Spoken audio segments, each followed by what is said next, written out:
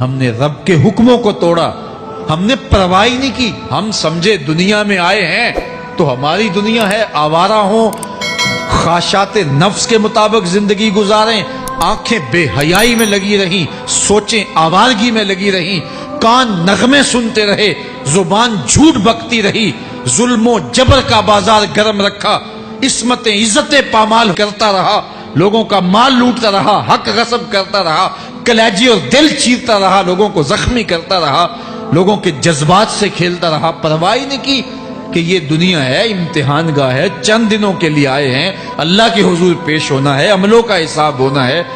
اب جب وہ دیکھیں گے کہ ہمارے ساتھ کیا ہونے والا ہے تو ان کے چہرے پہلے بگڑ جائیں گے۔ کیوں؟ وہ گمان کریں گے کہ ان کی ریڑھ کی ہڈی توڑ دی جائے گی، ایسے عذاب آئیں گے جس طرح کسی کی ریڑھ کی ہڈی ٹوٹ جائے تو اس کا چہرہ شگفتہ گلاب تو نہیں ہوتا، اس کا چہرہ جو ہے وہ تو کس قدر مرجھایا ہوا ہوتا ہے۔ تو اللہ ارشاد فرماتا ہے اس طرح ان کے چہرے ہوں گے۔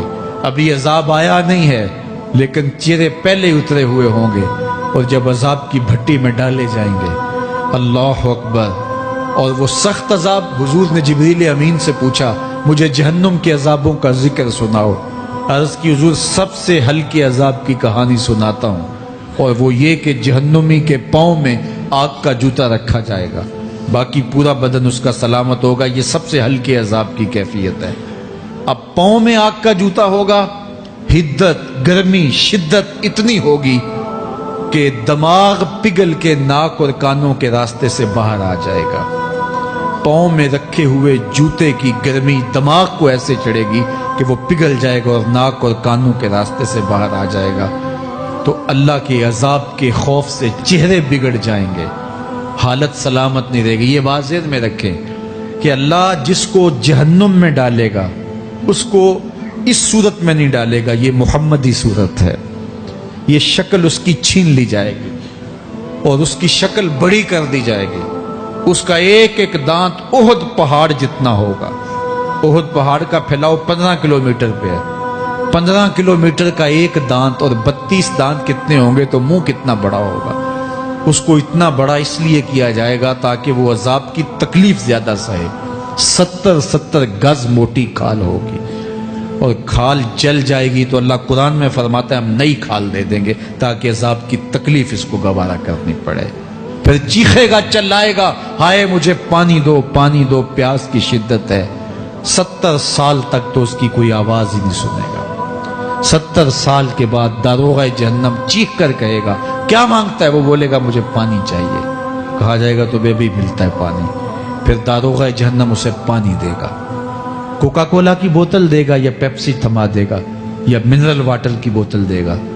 نہیں، قرآن بتاتا ہے اسے مائے حمیم دیا جائے گا، کھولتا ہوا پانی، اور وہ اتنا گرم ہوگا جب پینے کے لیے چہرے کے قریب کرے گا اس سے اٹھتی ہوئی بھاپ کی وجہ سے چہرے کی کھال ادھڑ کے اس کے اندر گر پڑے گی، لیکن اس کے باوجود اس کو پینا پڑے گا۔ اللہ فرماتا ہے یہ دنیا ہی سب کچھ نہیں ہے، سمجھ لیا یہی سب کچھ ہے، آخرت کو بھول گئے، صبح اٹھے کام پہ چلے گئے، شام آئے آوارگی میں چلے گئے، صدائیں آتی رہی حی علی الصلاۃ حی علی الفلاح، کوئی پرواہ نہیں کی، نہ پیشانیوں نے سجدے کیے، نہ سوچوں میں پاکیزگی آئی، زندگی یوں گزار کے چلے گئے۔ ایسے نہیں، کہا ایک وہ ہوں گے جن کے چہرے شگفتہ گلاب ہوں گے، ایک وہ ہوں گے جن کے چہرے بگڑے ہوئے ہوں گے۔ اللہ اکبر، کلا اذا بلغت التراقی، یہ تو قیامت کا منظر ہے نا، قیامت سے قبل بھی ایک منظر ہے، اللہ اس منظر کو بھی بیان کر رہا ہے۔ کلا اذا بلغت التراقی، ہاں جب جان گلے کو پہنچ جائے گی۔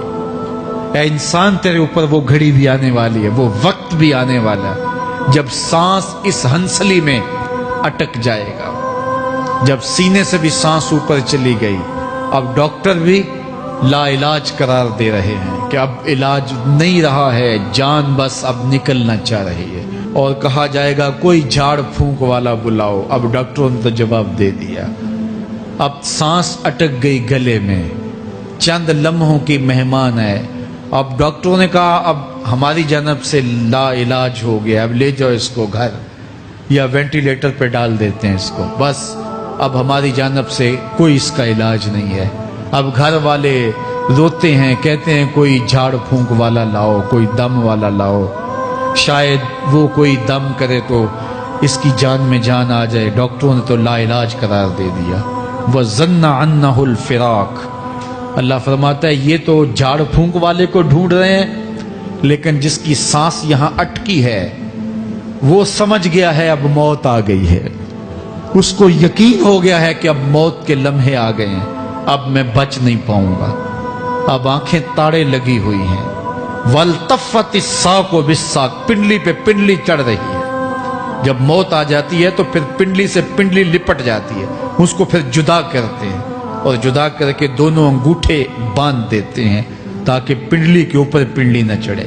اللہ وہ منظر بیان کرتا ہے, صاحب یہ وقت آنے والا ہے جب دونوں انگوٹھے باندھ دیے جائیں گے, جب ناک میں روئی ٹھونس دی جائے گی, جب چٹے لباس میں کفن دیا جائے گا, جب غسال کے سامنے بے بس پڑے ہوں گے, وہ چاہے یہ بازو اٹھائے چاہے یہ بازو اٹھائے, گرم پانی ڈالے یا سرد پانی ڈالے, جب بس پڑے ہوئے ہوں گے جو ہے وہ غسل دینے والوں کے, اور ناک میں روئی ہوگی اور دونوں انگوٹھے آپس میں بندھے ہوں گے. یہ محل, یہ ماڑی, یہ کوٹھیاں, یہ بنگلے جس کو سویر شام لگ کے حلال حرام کی تمیز کیے بغیر بنایا تھا, غوث اعظم رضی اللہ تعالیٰ عنہ بولے مکان بنا رہا ہے, بسیں گے اور حساب تو جا کے دے گا.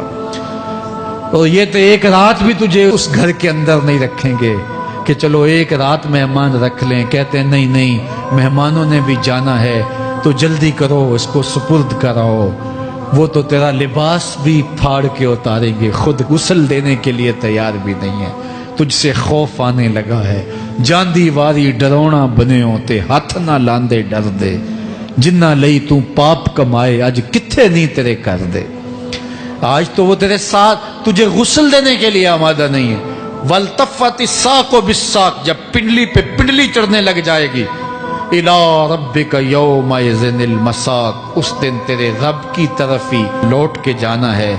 فَلَا صَدَّقَ وَلَا صَلَّىٰ. اس نے نہ تو سچ مانا اور نہ نماز پڑھی. وَلَٰكِنْ كَذَّبَ وَتَوَلَّىٰ. ہاں جھٹلایا اور منہ پھیر کے چل پڑا. ثُمَّ ذَهَبَ إِلَىٰ أَهْلِهِ يَتَمَطَّىٰ. پھر اپنے گھر کو اکڑتا ہوا چلا.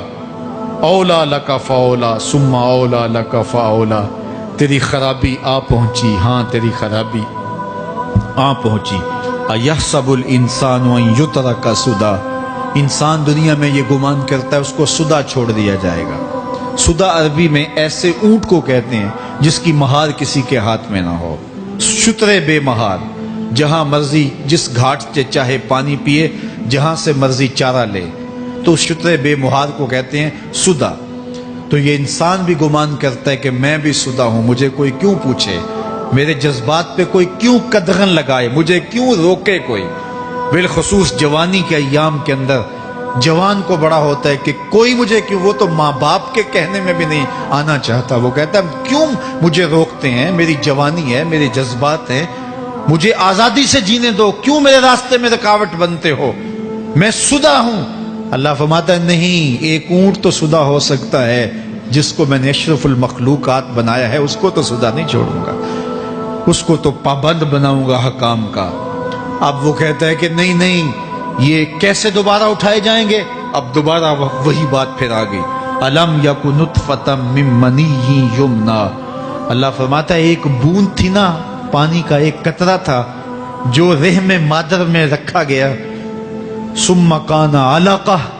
پھر وہ پانی کا قطرہ لوتھڑا بنا. فخلق فسوی.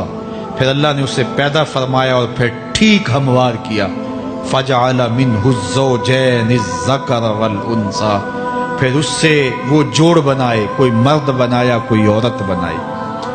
کہا اب غور کر, اب تیری آنکھیں دیکھتی ہیں, بجلیاں چمکتی ہیں, تیری زبان کا طوطی بولتا ہے, لوگ اشش کرتے ہیں تیری گفتگو پہ, تیری گفتار پہ صدقے جاتے ہیں, تیرے لہجے کے جمال کو دیکھتے ہیں, تیرے سینے کا زور, تیرے پنجوں کی طاقت, تیری دماغ کی تیزیاں اور تیری سوچوں کے اجالے, تیری زوردار ٹانگیں, تیرے کڑیل بازو, اور تیری چوڑی چھاتی اور تیرے گلاب کی پتیوں جیسے ہونٹ، اے انسان یہ سب کچھ کہاں تراشا گیا؟ ماں کے رحم میں، اس تاریکی میں جو 3 پردوں میں تھی۔ تیرا سر تیرے گھٹنوں میں تھا اور تیرے رب نے وہاں تیرے اندر نسوانیت یا رجولیت کی صلاحیتیں پیدا کی، تیری آنکھوں میں چمک پیدا کی، تیرے کانوں میں نغمے بکھیرے، تیری زبان کے پٹھوں پہ قوت ذائقہ رکھی، تجھے بولنے کی صلاحیت دی، تیرے پنجوں میں زور رکھا۔ آج تو مفتی شہر ہے، آج تو علامۃ الدہر ہے، آج تو قاضی القضات ہے، آج تو منسٹر ہے، آج تو وزیر اعظم ہے، آج تو پہلوان ہے، آج تو شہزادہ ہے، آج تو بادشاہ ہے، آج تو زوراور ہے۔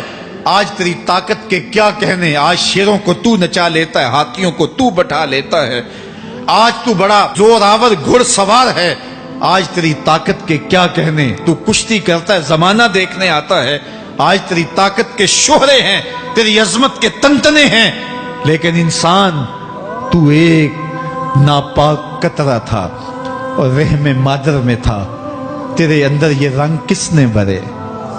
تیرے کانوں میں نغمے کس نے رکھے؟ تجھے دماغ کی قوتیں کس نے دی؟ زبان کو بولنا کس نے سکھایا؟ آنکھوں میں توانائیاں کس نے رکھی؟ تیری زبان کا طوطی بولتا ہے، یہ سلیقے کس نے دیے؟ پھر اللہ فرمایا، کتنا زوردار بیان ہے، الیس ذالک بقادر علی ان یحیی الموتى۔ جو ماں کے پیٹ میں ایک نطفے کو ایک خوبصورت انسان بنا سکتا ہے، ہڈیوں کو جوڑ کے دوبارہ انسان نہیں بنا سکتا؟ کیا وہ دوبارہ تجھے کھڑا نہیں کر سکتا اپنے سامنے پیش ہونے کے لیے؟ جس کے حکموں کو تو نے توڑا ہے، جس کے فرامین کا تو نے مذاق اڑایا ہے، کیا وہ اتنا ہی بے بس ہے کہ اپنے حضور تجھے جو ہے وہ کھڑا ہی نہیں کر سکتا ہے؟ جس رب نے تجھے ماں کے شکم میں شکل دی، حضرت شیخ فرید الدین عطار بولتے ہیں، سانے کستی سلاتی می شود، ایسا کاریگر ہے مٹی سے بادشاہ بنا ڈالتا ہے۔ اس نے مٹی سے دارا و سکندر بنائے، اس نے مٹی سے جو ہے وہ رستم و سہراب بنائے، اس نے مٹی سے کیا کیا بنا دیا جو مٹی سے بادشاہ بنا سکتا ہے، جو نطفہ رحم مادر سے جو ہے وہ شکل اور صورت اور رنگ اور جمال بنا دیتا ہے۔ تیری صورت نکھرتی ہے، تیرے ہونٹ گلابی ہیں اور تیری نرگسی آنکھیں ہیں، تیرے ریشمی بال ہیں اور تیری خوبصورت رنگت ہے، تو چال چلتا ہے تو لگتا ہے قیامت چل رہی ہے، تیرا قد رانا جو ہے وہ صنوبر کو شرماتا ہے، تیری گفتار کے تنتنے ہیں۔ جس نے اتنی خوبصورت شکل ماں کے رحم میں بنائی، کیا وہ ہڈیوں کو جوڑ کے دوبارہ انسان نہیں بنا سکتا؟ وہ دوبارہ انسان بنائے گا اور پھر تجھے اپنے حضور کھڑا کرے گا۔ اور ایک حدیث میں آتا ہے، اللہ بندے کو اپنے حضور کھڑا کرنے کے بعد اپنے سامنے سے ہٹنے نہیں دے گا جب تک 5 سوال نہیں پوچھ لے گا۔ ان عمر ہی فیما افنا ہو، اس کی عمر کے بارے میں پوچھے گا، کہاں ضائع کی؟ میں نے تجھے زندگی دی، 60 سال 70 سال 40 سال 50 سال، اس زندگی کو کہاں گزار کے آیا ہے؟ ان شباب ہی فیما ابلا ہو، اس کی جوانی کے بارے میں پوچھا جائے گا، جوانی کہاں گزار کے آیا ہے؟ مجنوں تو نہیں بنا رہا، خواہشات کا اسیر تو نہیں ہو گیا، دیوانوں کی طرح زندگی تو نہیں گزار کے آ گیا؟ تیری جوانی کسی چوک میں تو نہیں گزری، تیری جوانی آوارگی میں تو نہیں گزری، ساری رات سوشل میڈیا کے اوپر گندگی اور غلاستیں تو نہیں دیکھتا رہا؟ تیری زندگی گزری کہاں ہے؟ تیری جوانی گزری کہاں ہے؟ اگر کوئی جواب نہ ہوا تو پھر کیا جواب دے گا؟ اور وہ کتنا خوش نصیب ہوگا جو کہے گا، مالک میری جوانی سجدوں میں گزری، میری جوانی قیام میں گزری، میری جوانی رکوع میں گزری۔ میرے حضور فرماتے ہیں، سبعۃ یظلھم اللہ فی ظلہ یوم لا ظل الا ظلہ، 7 اشخاص ایسے ہیں قیامت کے دن جب کوئی سایہ نہیں ہوگا، اللہ ان 7 کو اپنے عرش کا سایہ دے گا۔ ان میں سے دوسرا شخص میرے حضور نے بیان فرمایا، وشاب نشأ فی عبادت اللہ، وہ جوان جس کی جوانی اللہ کی عبادت میں گزری۔ جوانوں، اپنی زندگی کو مالک کی دہلیز پہ لے آؤ، جوانی وہی ہے جو مالک کی چوکھٹ پہ گزرے. اپنے دل کا تعلق جوڑو. عشق کرنا ہے تو پھر آمنہ کے لال سے کرو. محبت کا رشتہ ان سے جوڑو. تعلق کا ربط ان سے قائم کرو. جوانی کو دین کی راہ پہ ڈالو. اللہ اکبر. سنو میرے حضور کا فرمان, انا حبیب اللہ, میں اللہ کا حبیب ہوں. پھر فرمایا الشاب التائب حبیب اللہ, جو جوان جوانی میں توبہ کرے وہ بھی اللہ کا حبیب ہے. آؤ اللہ کے حبیب بن جاؤ, اللہ کے حبیب بن جاؤ, اللہ کے حبیب بن جاؤ, اللہ کے محبوب بن جاؤ.